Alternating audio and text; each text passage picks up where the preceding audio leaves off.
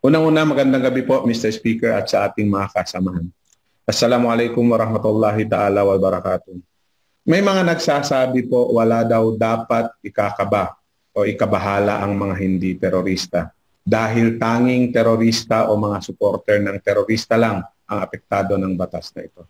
Mr. Speaker, mga kasama, nais ko lang pong lilinawin. Wala pa ito sa uso, lumalaban na tayo sa terorismo. Dahil nga po ang mismong komunidad na pinakamalapit sa akin o mismo ang probinsya na aking kinakatawan ang pinakanagdurusa dahil dito. Matagal ko na pong itinuturing na misyon sa buhay na matuldukan ang salot ng terorismo. Maraming terorista na itinuring akong kaaway.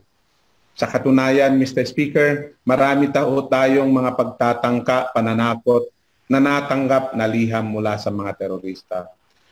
Pero sa mga probisyong nabasa ko, naman ko ang hayaan niyong linawin ko kung bakit, Mr. Speaker. Mga kasama, Mr. Speaker, magkakasundo naman siguro ang lahat ng kasapi ng kamarang ito. Ang batas, inaakda natin para sundin ng lahat, para ipatupad ng patas, para sumalamin sa pagkakapantay-pantay ng bawat mamamayan. Kung gayon, Mr. Speaker, hindi pwedeng malabnaw ang probisyon ng batas. Hanggat maari, ayaw natin ito maging open to interpretation. Ayaw nating ipatupad sa iba't ibang paraan. Depende sa huwisyo ng pagpapatupad. Depende sa politika niya o depende sa ganda ng gising niya sa araw na iyon. Ayaw nating maabuso ang batas. Kaya ang kailangan isang batas na matibay, malinaw at walang puwang sa misinterpretation. Subalit ang batas na ito, Mr. Speaker, ay nakakalungkot dahil hindi po natin binukas sa ating mga kasamahan. Yan ang natutuhan ko sa sariling kasaysayan at karanasan namin bilang isang Muslim, bilang isang Moro. Ang masaklap nga, hindi ko nakikita ang linaw at tibay ng batas na tinatalakay ngayon. Ang mas masaklap pa, parang nakalimutan yata ng anti-terrorism bill. Kadalasan, ang karaniwang tao ang nakakaramdam ng tunay na terror. Kadalasan, galing sa mga nasa poder at kadalasan habang nagkukubli sa mga konsepto ng kaayusan at batas. Mr. Speaker, tandaan sana natin, terror ang nararamdaman ng napakaraming salinlahi ng mga Moro.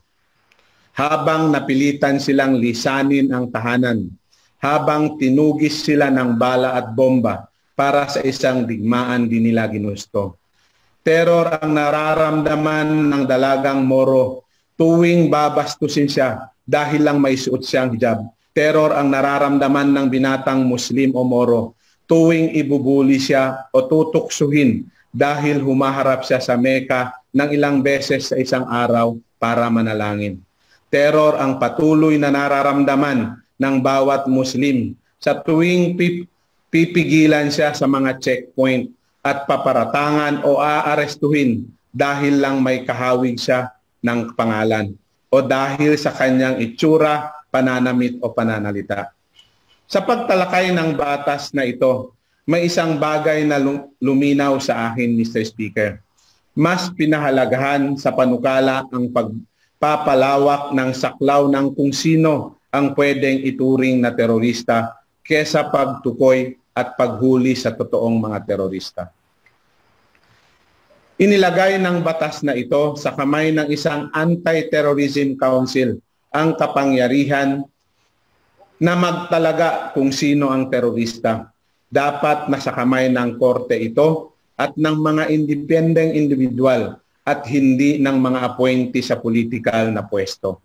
Hindi ba lalo lang nitong pinaiigting ang pangamba na pwedeng gamitin ang batas na ito para siilin ang makalaban sa politiko sa politika ng sinumang nasa poder.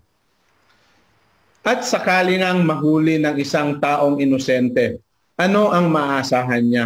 Kahit walang warrant, pwede siyang ma-detain ng 24 na araw nang hindi dinadala sa korte. Tinanggal din ng panukalang ito ang 500,000 pesos na kabayaran kada araw ng pagkakakulong para sa maling pag-aaresto, mistaken identity, wrongful detention, o kahit pa ba planted evidence. In this sense, the bill sends a clear message to enforcers. Arrest anyone you want, anyway wala namang bayad kung magkamali ka. Ididiin ko rin, Mr. Speaker, walang eksperto mula sa hanay ng mga Muslim. Kaming mga pinakaapektado sa mga implikasyon ng batas na ito. Ang inimbita sa mga committee hearing, dito man sa Kamara o sa Senado. Wala galing sa National Commission on Muslim Filipinos. Wala galing sa Bangsamoro Autonomous Region. Wala galing sa alinmang civil society organization. Wala galing sa mga ulama o religious sector. Kung hindi man lang tinanong ang mga ekspertong Muslim, paano isasalamin ng panukalang ito ang realidad ng mga komunidad? Mr. Speaker, mga kasama, gusto kong linawin sa lahat, ayoko ng terorismo. Mali ang terorismo. Ito mismo ang nagpapahirap sa marami nating kababayan at gumatong sa walang hanggang siklo ng karahasan, pang-aabuso at kahirapan.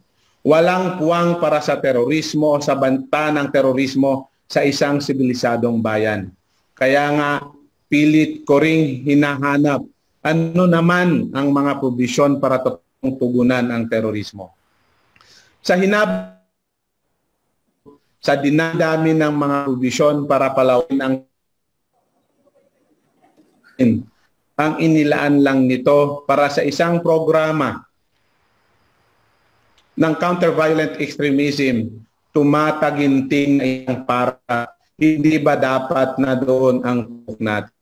Mr. Speaker, coming from Basilan, malinaw sa akin ang pangangailangan na masugpo ang terorismo at violent extremism.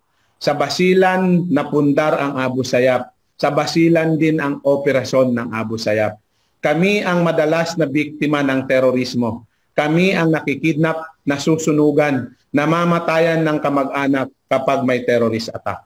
Sa kabila nito, noong nakipag-ugnayan at nakipagtulungan sa iba't ibang sektor para sugpuin ang Abu Sayyaf, nakita namin may paraan para magbago sila, may paraan para magbalik loob sila sa lipunan. May paraan para mabinsisi sila talikuran ang terorismo. At hindi laging barilan o pag-aaresto ang paraan na ito. Pwedeng daanin sa development, sa dialogue, sa pag-aaruga sa mga komunidad. Maayos na pamamahala at maayos na edukasyon para umangat ang antas ng pag-iisip at hindi mahulog sa kamay ng mga recruiter, ang kabataan. These methods, Mr. Speaker, these reform measures are among the pillars of counterterrorism. I would hazard to say, Mr. Speaker, na ayon sa mahaba kong karanasan sa paglaban sa terorismo, natutuhan ko ang pinaka-epektibong pamamaraan ay higit pa sa pagkidigma, pagpaparusa o hagupit ng dahas na sa tamang pakikipag-usap, pakikipag-ugnayan, bubukas ng loob at pag-aaruga ang susi sa pagpigil sa terorismo. None of these measures are present in this bill. Mr. Speaker, uulitin ko, this law is not meant to combat terrorism. It is meant to give the state the power to tag whomever they please as a terrorist. Hindi pa ba tayo natuto? Pag-iit sa puwera, pagpapabaya, pang-aapi, pang-aabuso, paniniil sa karapatan at kalayaan. Ito ang tunay na nagtulak sa ilan tungo sa violent extremism. Sana nga ay mamulat ang lahat. Kung ganito kalabnaw at kalawak ang mga provision, kung ganito kadaling ma-misinterpret o maabuso ang nakasaad sa batas, baka lalo lang mapalala ng batas na ito kaysa maampat o mapigilan ang terorismo. Sa ngalan ng aking nasasakupan sa distrito ng Basilan at sa ngalan ng bawat Moro na naparatangan na aresto at init sa puwera dahil lang sa aming pagkamoro. Sa ngalan ng lahat ng tunay na karamdam ng teror, ng hidwaan at pang-aapi, sinasabi ko, hindi ito ang paraan, hindi matutugunan ng batas na ito ang terorismo. Bumuboto po ako ng no. Maraming salamat po, Mr. Speaker.